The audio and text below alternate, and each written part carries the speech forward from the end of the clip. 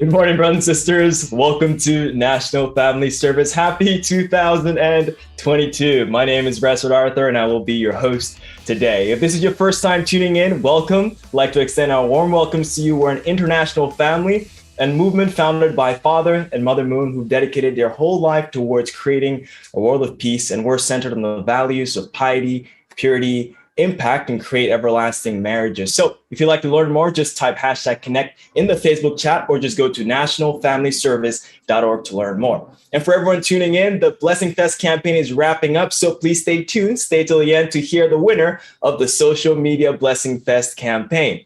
And now let's kick things off with our opening song.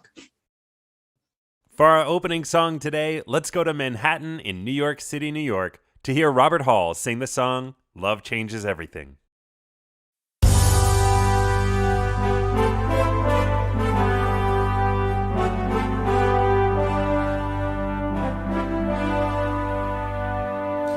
Love changes everything. Hands and faces, earth and sky. Love changes everything. How you live and how you die. Love can make the sun fly, or a night seem like a lifetime. Yes, love changes everything. Now I tremble at your name. Nothing in the world will ever be the same. Love changes everything. Days are longer, words mean more. Love changes everything. Pain is deeper than before. Love will turn your world around, and the world will last forever. Yes, love changes everything. Brings you glory, brings you shame. Nothing in the world will ever be the same.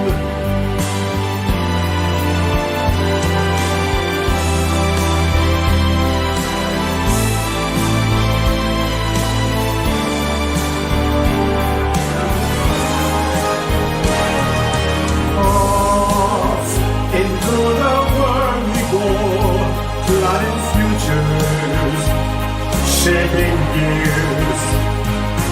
Love bursts in and suddenly all our wisdom disappears.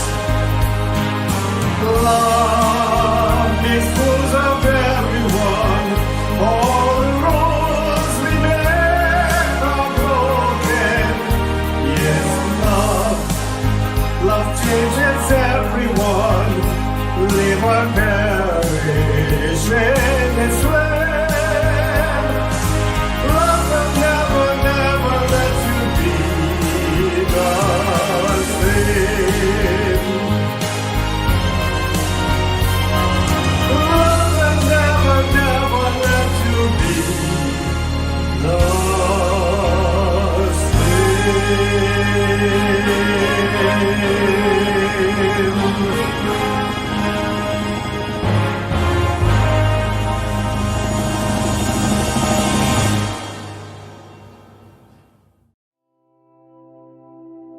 Thank you, Robert Hall, for that opening song. Now let's join Yasutaka Ozawa for our opening prayer.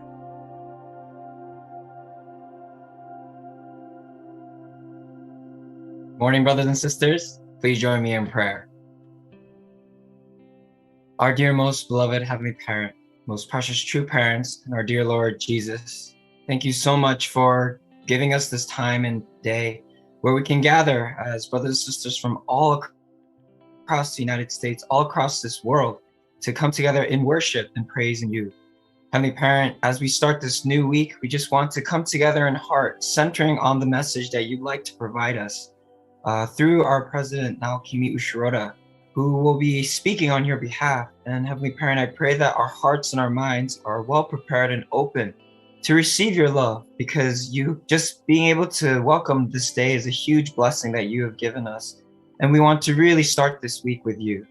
So Heavenly Parents, I know that each and every person may be going through difficulties, but I pray that through the love and the words that we receive from you, we'll be able to overcome the challenges through practice, knowing that you are there with us. So Heavenly Parents, thank you so much for this incredible time that we have together as brothers and sisters. And we just want to be able to really say thank you in love and gratitude. I'd like to offer up this prayer in all our names gathered here. And my name, Yasutaka Ozawa, son of Koji and Yukari Ozawa, a blessed Shinto family. Aju.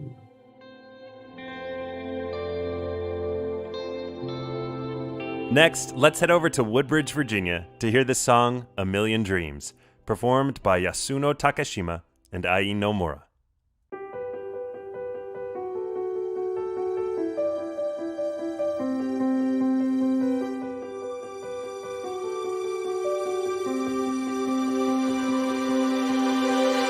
I close my eyes and I can see a world that's waiting up for me, that I call my own. Through the dark, through the door, through where no one's been before, but it feels like home. They can say it all sounds crazy. They can say I've lost my mind. I don't care, so call me crazy.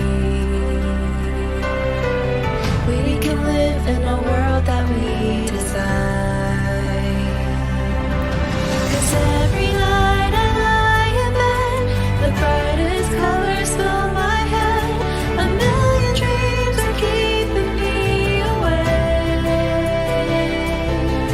I think of what the world could be, a vision of the one I see.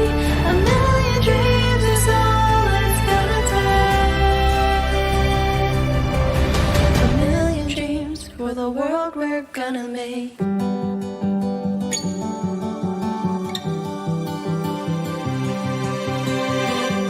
There's a house we can build. Every room inside is filled with things from far away. Special things are compiled, each one there to make you smile on a rainy day.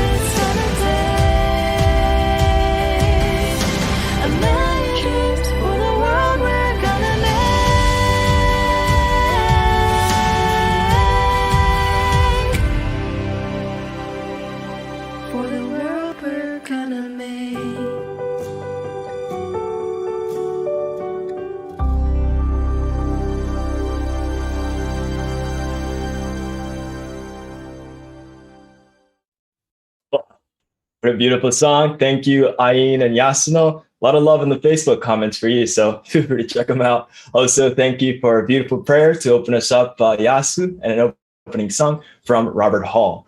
And now it's my pleasure to introduce our main speaker for today. You all know him, you all love him. That's why you're here. The first sermon of 2022, I'd like to invite President Naokimi Ushiroda. All right, good morning. Actually, it's the second sermon, Resfred, just a correction, but it's okay. Good morning, everyone. Hope you had a great first week of 2022. Actually, last night, Mother Moon hosted another powerful prayer rally, inviting leaders from all over the world to turn their attention on the peaceful reunification of North and South Korea. It was a beautiful and inspiring program, and I hope many of you were able to attend. Last week, I talked about the path to perfection, that we all have this natural process of growth, but as humans, we also have a special requirement to fulfill our portion of responsibility, which was to obey God's commandment and grow our hearts in order to earn our rightful place as lords of creation. Today, I wanted to talk about living for eternity. Have you ever thought about living forever? Growing up, I'm sure you heard stories about the gods or superheroes, or even supervillains like Dracula, who are immortal. Maybe some of you thought about finding the fountain of youth. You know, there's actually ongoing research today where they're looking into technology and medicine that can help us all live longer. I think there's something in our inner psyche that really wants to live forever. But the question is, can we? Can we live forever? Maybe through our lineage, you know, your family name might continue on for generations, or maybe your legacy. You know, maybe you create an invention or you create a business that lives beyond your life. Actually, according to principle, we all have the ability to live for eternity. Let's first take a look at how humans were designed by God. The human body and spirit. Let's read. The universe was created after the pattern of a human being, who is in the image of God's dual characteristics. Therefore, the structure of the universe and every entity in it resembles that of a human being, which consists most fundamentally of mind and body. So according to the principle, the universe was created after the pattern of a human being, including both the mind and spirit, as well as our bodies. In fact, we share 97% of the same atoms as the rest of the galaxy. And many of the systems that allow our body to function are similar to the ecosystems that allow the Earth to sustain itself. So there's a lot of similarities between the Earth, the universe, and our human body. Let's continue to read. God created human beings to encapsulate in a substantial form the essences of everything in the cosmos. The human spirit encapsulates all of the elements found in the spirit world.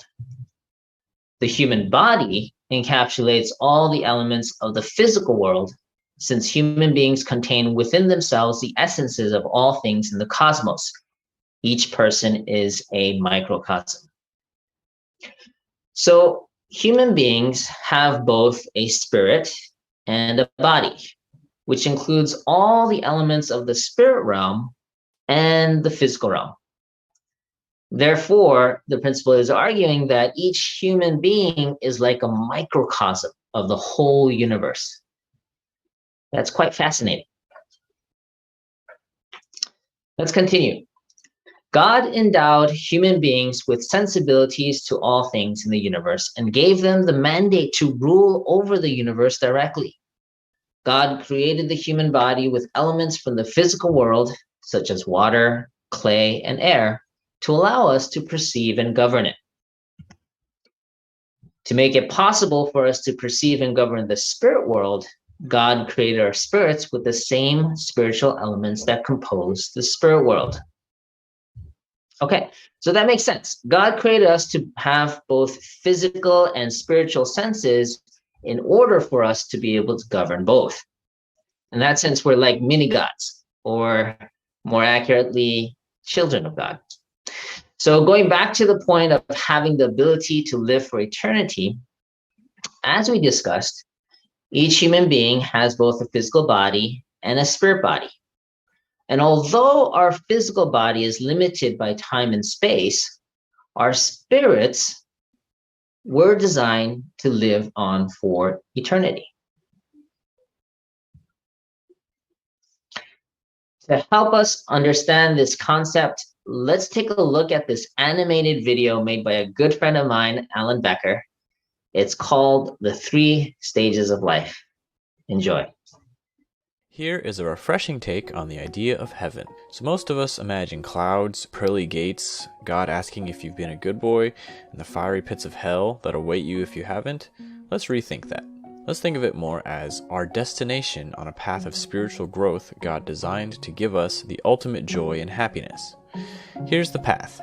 It's divided into 3 stages: the water stage, the air stage, and the love stage. We traditionally call them the womb, earthly life, and spirit world. These names, water, air, and love, describe what we breathe in those worlds.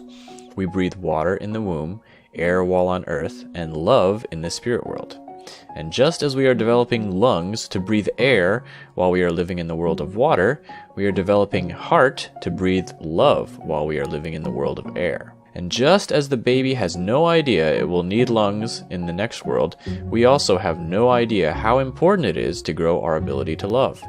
But luckily, God created a school of love for everyone to go through called the family. You first learn children's love. As you receive love from your parents, you learn how to give and take love with parents and elders. Then you learn siblings love by interacting with siblings and peers. You're starting to give love by sharing with others. When you find a partner, you learn conjugal love and learn that the only way to make love truly work is by giving 100% to each other. When you have children, you learn parental love, which gives and gives love unconditionally. This is where your love is perfected. Finally, when you become a grandparent, you are able to understand the viewpoints of both the child and the parent, kind of like God Himself. Through experiences and practice in the school of love, we gain the heart that breathes these 4 kinds of love. Then when we enter the world of love, we experience infinite, boundless joy and happiness fueled by our love. You may ask, so why doesn't God just give us the ultimate joy and happiness without having to work for it? Well, imagine the difference between a person who climbed all the way to the top of Mount Everest compared to a person who took a helicopter to the top. They would have completely different experiences. It's kind of like the only way for us to even feel the ultimate joy and happiness is by making it up to us so that we can own it. So what is the next world like? We can't possibly capture it in our minds because we have only experienced earthly life. Can a fetus that has never opened its eyes possibly understand what it's like to go rock climbing? It's the same way for us on Earth. We're so used to being limited by time and space. Everything is about going from here to there and from now to later. Outside of this womb that we call earthly life, we can travel 1 billion miles in an instant. The speed of love is way faster than the speed of light. If you want something, you get it. If you even think about meeting a certain person, that person will appear before you in an instant. In spirit world, communication is telepathic. People look at you and they instantly know your heart, and you know their heart. There's nothing lost in translation or misunderstandings. You just know. The afterlife is an eternal environment where we live according to the quality of love we achieved during our life on earth. If we have a heart full of love, we will enjoy an unlimited existence of true creativity. Just think about how much you value your appearance, your status in society, your wealth, or your possessions, and think about how little it matters compared to your growth in love. So your appearance. In spirit world, you can change that at any time. Your status won't matter one bit compared to how loving you are. Your wealth and possessions, you can literally have anything you want when you die. We spend our whole lives worrying about these things, but in the grand scheme of things, this life is just the gateway to our real lives. And growing our ability to love is the only thing that you bring with you. So let's spend the precious amount of time we have left becoming loving people. If you can love endlessly on earth, you can roam freely in heaven.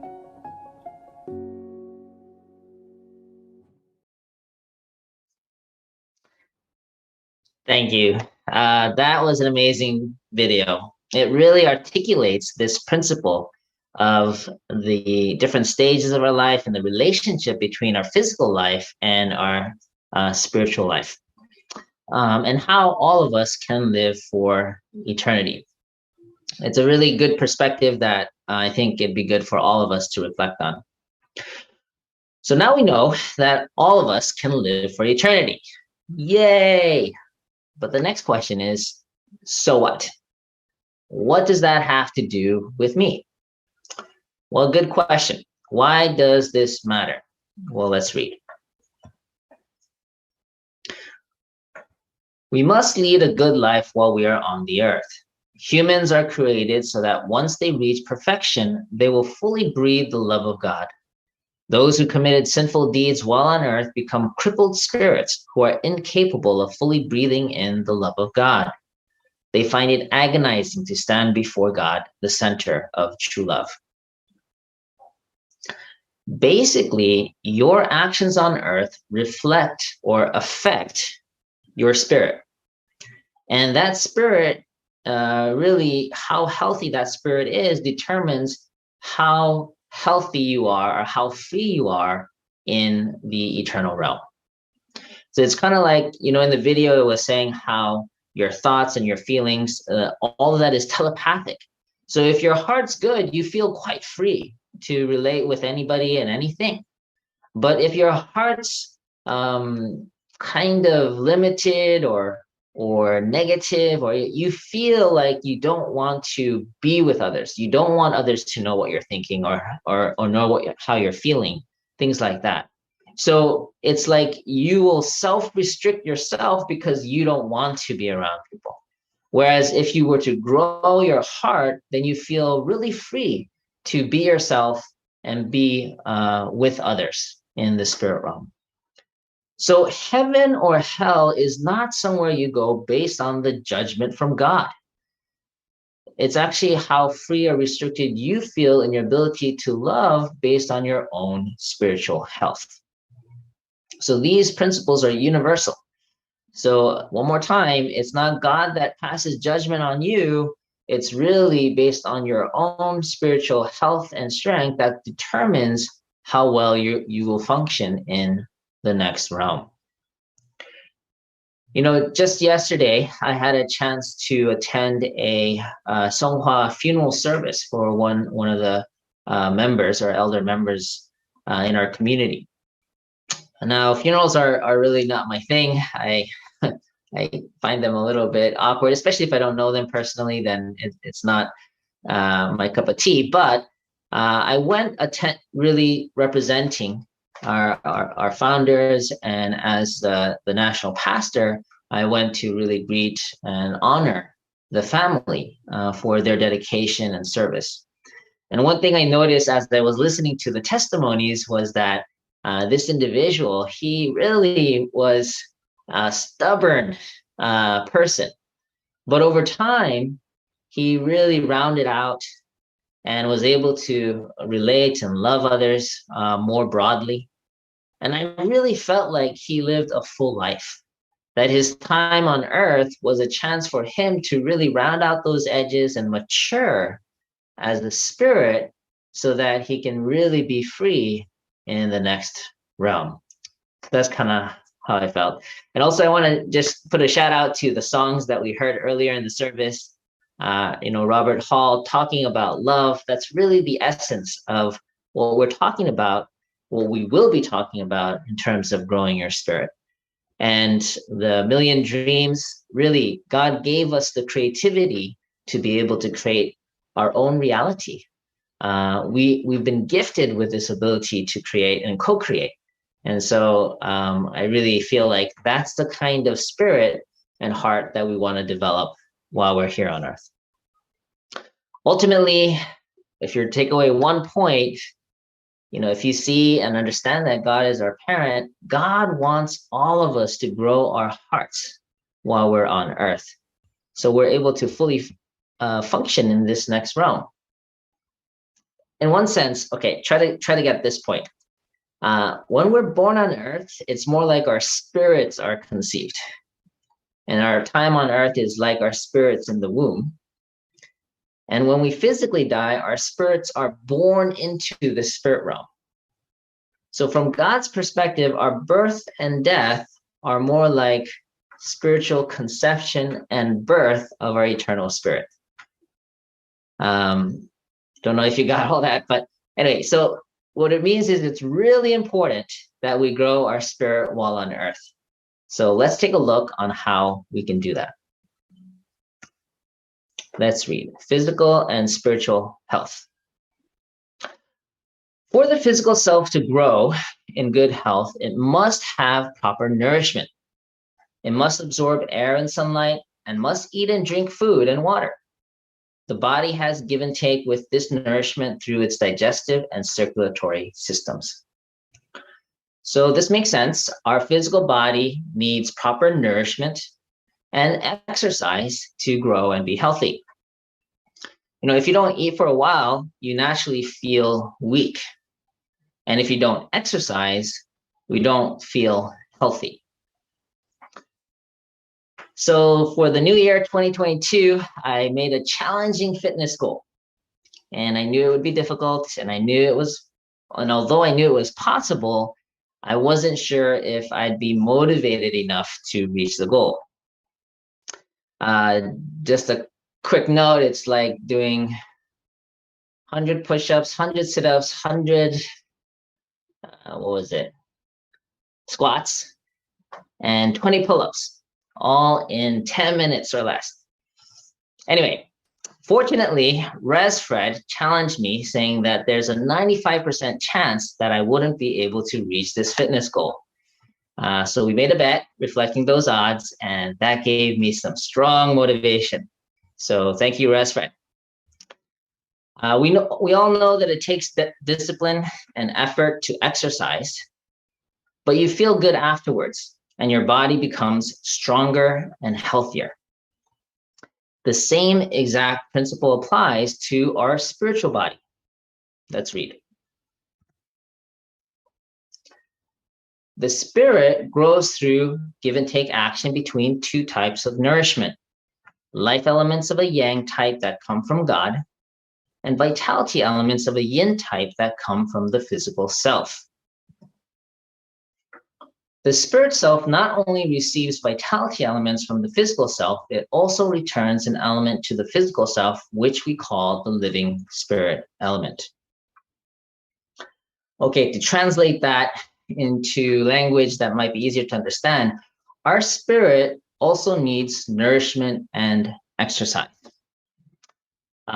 If we don't consume spiritual food, we feel spiritually weak. And if we don't exercise our spirit, we don't feel spiritually healthy. So what does it look like to consume spiritual food? I don't know if anyone ever felt spiritually weak or spiritually dead before. Like you have no drive, no motivation, no sense of purpose. That means you're spiritually weak. Okay. It's probably because you haven't received or consumed any spiritual food recently. If so, what you need to do is study God's words or these principles. Fortunately, all of you that are listening today, you're receiving spiritual food through National Family Service. But you can also join a Bible study or even join morning devotion with Dr. Yong, edu.familyfed.org. So by consuming spiritual food, you're giving nourishment to your spirit. However, just consuming spiritual food is not enough to get spiritually healthy.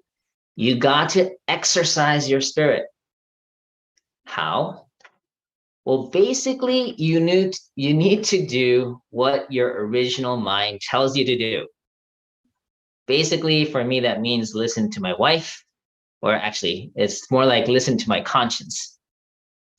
And as tough as it is to listen to your conscience or your original mind, by doing so, just like a good workout, it's tough, but you feel good afterwards. So let's go into more detail on how to grow your spirit self. The conscience is that faculty of the human mind, which by virtue of its inborn nature always directs us toward what we think is good. However, due to the fall, human beings have become ignorant of God and thus ignorant of the absolute standard of goodness. The original mind is that faculty of the human mind which pursues absolute goodness. The original mind, being sensitive to the proper direction, works to correct the conscience. So this is very interesting. According to the principle, there is a difference between your conscience and your original mind. Fortunately, we do have both of these to guide us towards what we should be doing. Our conscience is something that directs us towards what we think is good. And this is affected by social norms and what's kind of expected of you. But our original mind comes straight from God. And it directs us naturally towards absolute goodness. So not based on social norms. It's really something more, intuitive, straight from God that, oh, this is right, this is true. That's really your original mind. So how do we grow our spirit? First step, start by listening to your conscience. And then as you get better at that, try tuning into your original mind. Again, there's a distinction. Conscience is following what the social norm says of what's right and wrong, what's proper, right? The original mind, tuning into that, it's more like asking the question to yourself, what should I do in this situation, God? And listening for an answer. That's your original mind speaking, okay? And fortunately, the principle explains a systematic approach to strengthening your original mind. And there's 3 key ways. It's by pursuing truth, pursuing beauty, and pursuing goodness. Those are the 3 ways that you can actively strengthen and exercise your original mind. So what does that look like? I'll give you a quick example for each, and then we'll kind of wrap it up here. So truth, anytime you pursue truth, it's when you study God's words and practice living according to it, okay? So that's the pursuit of truth. Anytime you do that, then you're strengthening your original mind.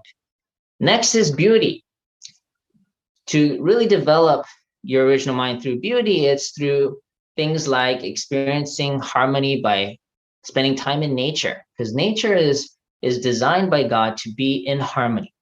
So when you spend time in nature, you're able to really experience true beauty, and that can really stimulate your original mind. You can also take an active approach of pursuing beauty by creating harmony in human relations. So anytime you develop relations with other people, you're actually developing harmony in that relationship, and that's also an exercising your spirit of creating beauty. And finally, goodness. Goodness is any time you practice serving others, loving others, that's goodness. So by pursuing truth, beauty, and or goodness, you can consciously strengthen and exercise your original mind. Ultimately, it's about growing your capacity to love by practicing loving others with God's love. So in summary, we were designed by God to have both a physical self, which is temporary, and a spirit self, which is eternal. Secondly, how healthy our spirit and heart grows while on earth determines how well and free we can function in the eternal realm. Third, just as our body needs nourishment and exercise to be healthy, our spirit needs nourishment and exercise through earning these good vitality elements. And finally, the best way to grow your spirit is by strengthening your original mind through the pursuit of truth, beauty, and goodness. As we begin this new year of 2022, let's remind ourselves that the most important thing to develop while we are here on earth, more than our fitness, more than our finances or our careers, is our hearts.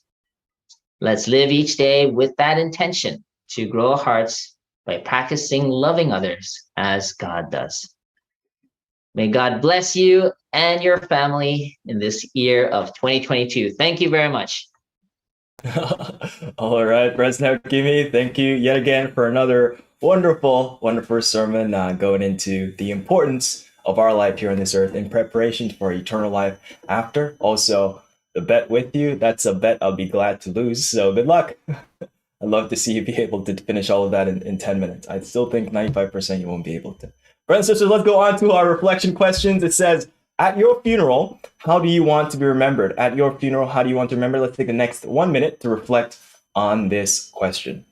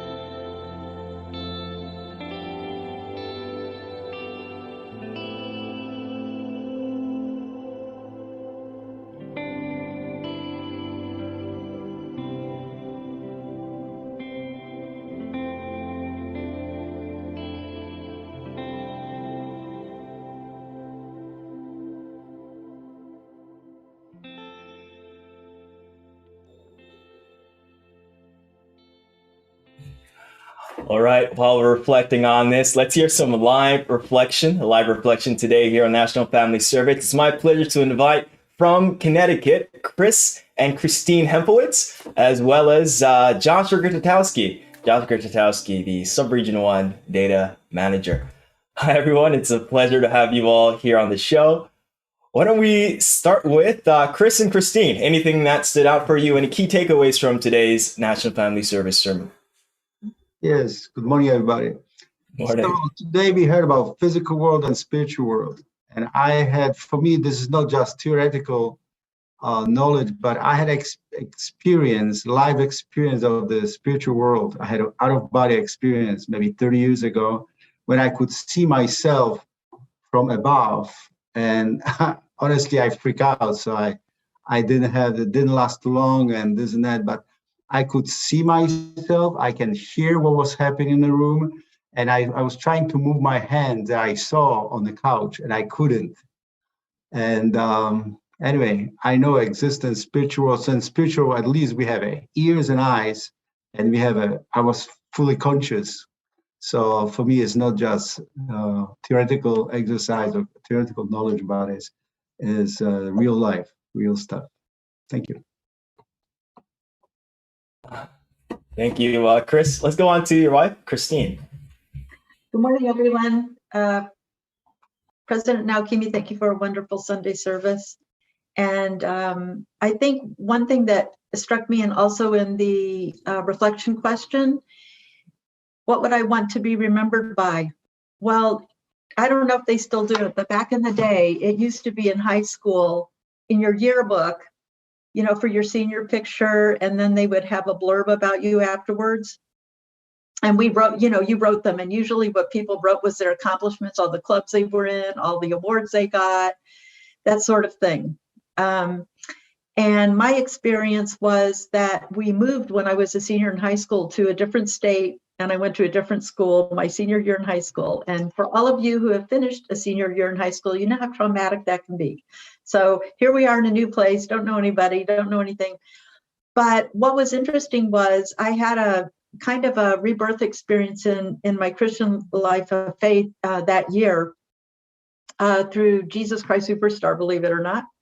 But beyond that, when it came time to say what were my accomplishments in high school, I realized whatever I put wouldn't matter to the people in that high school because it was a different state and a different school. And what I realized, and it made me think a little deeper, and what I put, we had a chance to put a quote if we wanted to instead of our accomplishments in high school. And I put the quote from 1 Corinthians 13:13. Three things remain: faith, hope, and love. And the greatest of these is love. And that is what I realized. I still to this day think back to that. And that is what I want to be remembered by. I don't care about my accomplishments unless they help other people, but I do care about being remembered as a person of faith, hope, and love. So thank you for reminding me of that. And best of wishes to everyone in that quest. Thank you so much, Aunt Christine Hempelwitz. And you brought attention back to the reflection question, which was, what do you want people to remember you at your funeral? And I was thinking, President Alkimi elucidated on this point about doing something, cultivating something that matters in the next stage of your life. And that's why getting attached to things of this earth, materialistic things, which you're not going to take with you, is something that perhaps we shouldn't focus more on. And even I'm thinking in my own life, for example, I over a year ago just stopped playing video games because I felt it wasn't something that was going to help me in my in my future, or at least even within this sort of lifetime of mine. So having that mentality and thinking about it puts into sort of a frame of reference the things that matter now and the things that will matter in the future and working towards it. So thank you for bringing that up. I love it. You said faith, love, and what was the last one? Faith, hope, and love, and the greatest of these is love. And the greatest of them is love. Thank you, Aunt Christine. All right, next, let's go to Joshua Kachotowski. Morning. Thank you. Yeah, there's so many good points in this sermon that was given today. But the point that really I can relate to and resonate with is this aspect of nourishment. Like when I think about what will I be taking with me once I live eternally in spirit, I realize that character and things that I develop in myself is really something that I want to take with me, or really develop here on earth, and I realize how goal setting, disciplines. I personally do daily disciplines that I've been doing consistently for a while now. I notice how it's affected my character, my self-esteem. Prior to doing these things, I notice how my outer world is like so oppressive, or like guiding me, or really influencing me in a way that was not really to my benefit. But when I intentionally went out to create these like goals or these disciplines and working on them, I like two different kinds of goals or like disciplines that I do. Two types. One is with my mind, and one is with my physical working out. And with mind, reading Hundake or doing these sort of readings, I notice how after doing that consistently, it's really developed my heart, my character, my ability to really love and go out. And it's really boosted my confidence as well. Really be bold and just get out there. Yeah, so appreciative of being able to form a deeper relationship with God, because I realize that if I really want to make a difference in this world, or like achieve great goals, it starts first with God, from that relationship. So thank you. Thanks, Joshua. You mentioned Hundoke. For our newer audience, could you explain what Hundoke is? Right. So Hundake is like our readings that have been provided by our parents, our founders, and along with those, I also read books of personal growth and other spiritual teachings from other religions, but just having that consistency of reading and having that prayerful heart to try to build a relationship with God. That's what I consider as Hundoke for me. Hundoke, consistency in reading to sort of nourish yourself spiritually and your understanding of it as well. Thank you, Joshua. And I'd just like to, you were talking about discipline, and that's also something that a lot of us are working on in our entire lives. And I noticed I wanted to start this 5 a.m. running every single morning, like just last winter. And I realized that, when you want to create a new habit, it's good to not have a huge barrier to start.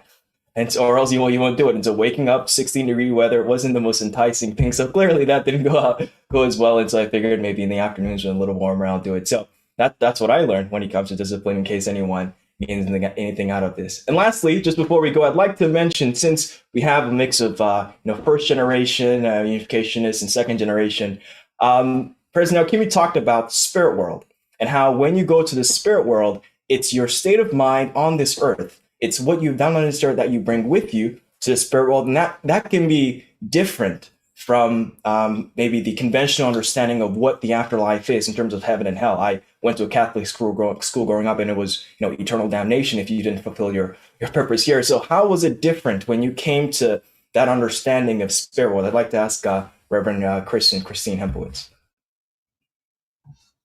Well, it's actually much more rational, much more rational, and common sense. Like from parents' point of view, in relationship to their kids, is our relationship to God. So whatever is rational for me makes much more sense than some kind of abstract belief. Christine? Right. And I agree. I think the power of this part of understanding who we are as people, more rationally, more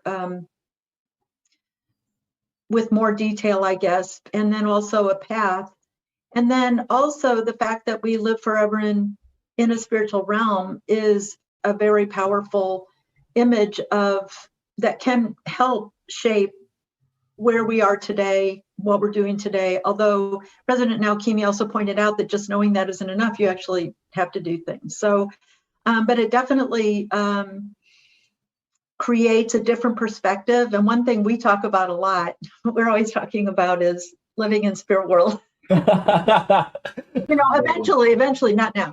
But we do talk about it, and we like create images of what we'll do in spirit world together. And so it's not just you're going to spirit world together forever. Not that you're just going there forever, but what are you building for when you go there? To me, tribe building or building relationships is all about who do I want to be able to spend time with in eternity and be in a loving community. And the bigger I make that here, my view is the bigger I can make it there. And that isn't something that I had experienced previously in my life of faith. So that's how I see it. And we talk about it frequently. To us, it's reality. It's a reality we are all going to someday. And we look forward to it eventually. Thank you so much, Christine. That's a very refreshing, great perspective. And I've been told the story just about how when you do good on this earth, your angels or someone's building a home for you in the afterlife. And so when you don't do anything, then there's no home for you there. And so, yeah, thank you so much for sharing that. Thank you, Joshua. Thank you, Reverend Chris and Christine Hempowitz, for joining us as our panelists today. All right, brothers and sisters, we're going to go on to our challenge of the week.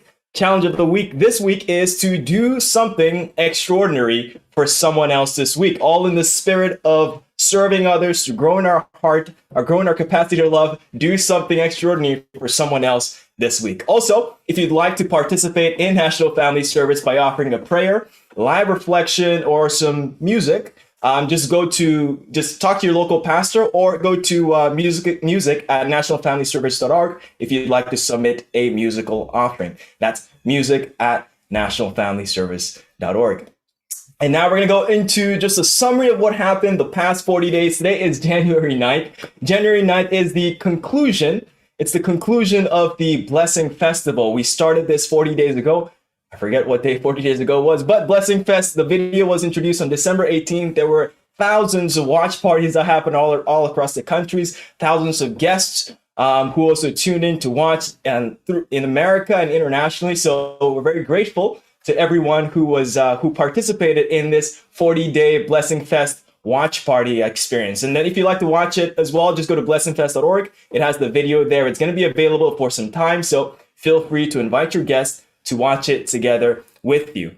And next, since this Blessing Fest campaign happened on the 18th, there's been a lot of cost. There was a lot of cost associated with creating this video. This was sort of a world-class production for our sake. And so if you'd like to support, please go to just go to familyfed.org/donate. You see the link right here, familyfed.org/donate. And what you can do is you just go to this website right here.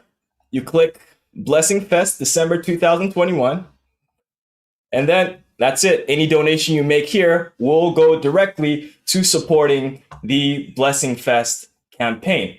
We're close to our goal of funding this project, and so if you'd like to support, just go there, and that's how you can support the program. And finally, most of you are aware of this, especially if you've been active on social media, that there was a Blessing Culture campaign, that also spanned the length of the Blessing Fest, and the winner was to receive $1,000 towards a charity of their choice. And we have the winner. We have our winner picked out yesterday. And so thank you all for those who participated in this. The winner for the Blessing Fest, Blessing Fest Culture, hashtag Blessing Culture campaign 2021 goes to, I hope you're watching, Luke Higuchi. That's right. Luke Higuchi is our Blessing Fest winner. He is the pastor of the Atlanta, Georgia Family Church. And if you go to his social media, he has a lot of different kinds of videos. I especially like this one where he's sort of just dancing around with his daughter, and he's made several different posts. And so thank you, Luke, for participating in this, and for everyone who participated in this blessing culture. All right, brothers and sisters, this about wraps up today's Sunday service. So I just like to turn it to our closing prayer for today.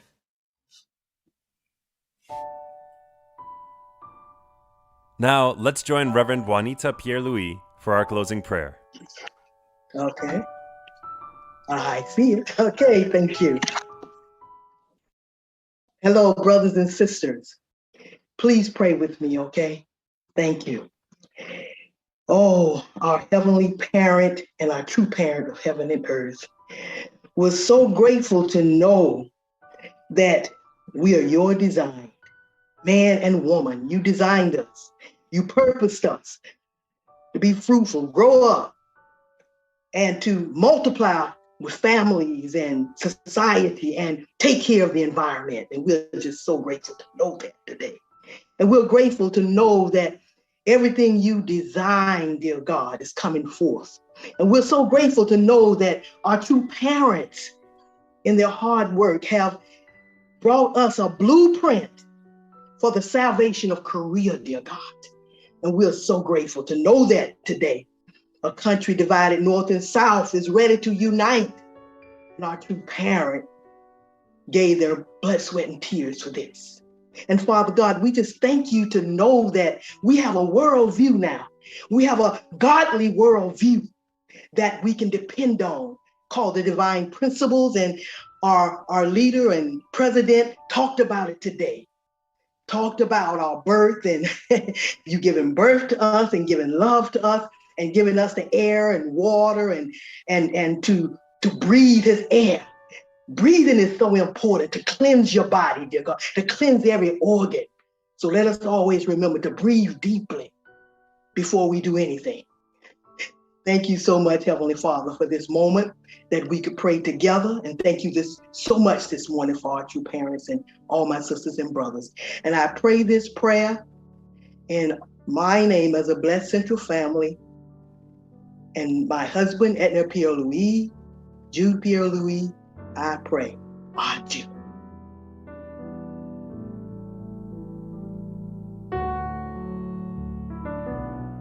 For our closing song, let's make our way over to Kona, Hawaii for Reverend Chuck Fruman's performance of his original song titled, Lord, I'm Thankful Since I Met You.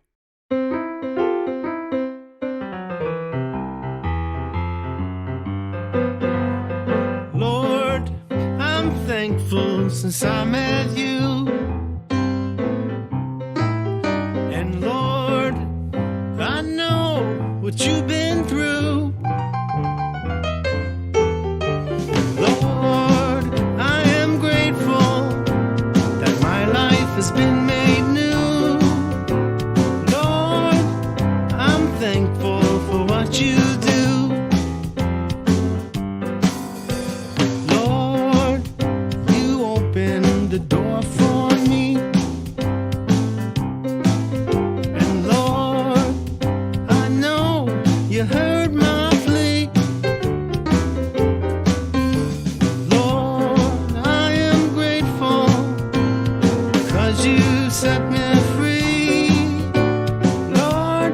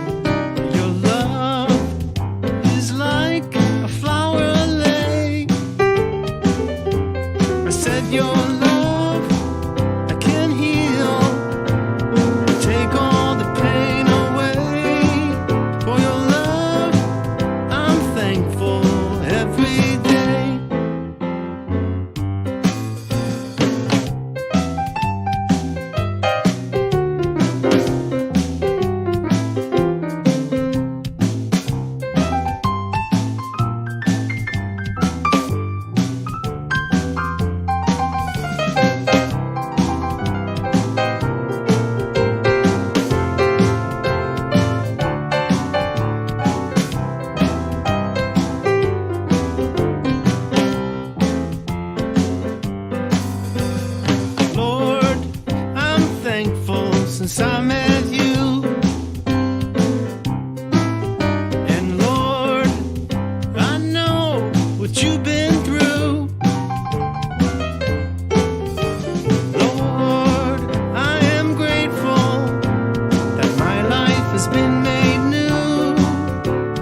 Lord, I'm thankful for what you do.